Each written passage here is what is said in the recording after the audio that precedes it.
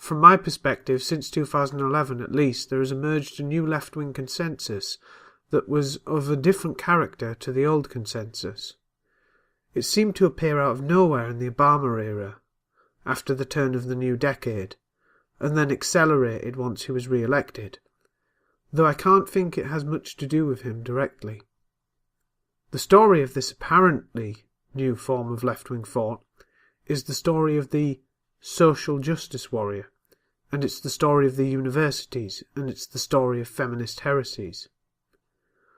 What we call social justice is more accurately called intersectional social justice, so as to distinguish it from previous unrelated movements, also called social justice, such as in the case of Catholicism. Intersectional social justice is an idea that stems originally from feminism. It's the idea that women face intersecting oppressions based on being other marginalised groups at the same time, and that we can even create a hierarchy of grievance, or a progressive stack.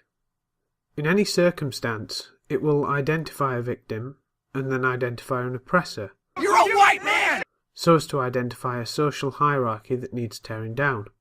In reality, these ideas festered in academia for years before fully breaking into the mainstream, but their influence has been seeping out and affecting the centre-left for years, leading to crusades against politically incorrect ideas.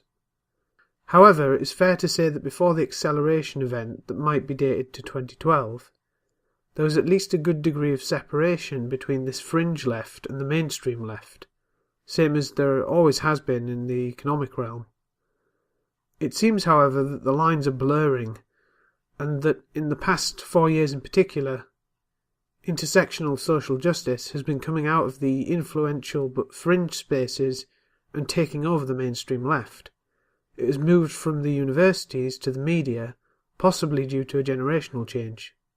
A good piece of etymological evidence that this is so, and for how fast it occurred, is that back in 2008 to 2013, that period, when I was an orthodox Ron Paul type right libertarian, we used to have a short form phrase to roughly introduce people to the concept of libertarianism by comparing it to the two main ideological groupings in US politics, the so-called conservatives and the so-called liberals. We would describe libertarianism as being fiscally conservative and socially liberal, and therefore a more consistent application of principles than either of the two mainstream philosophies.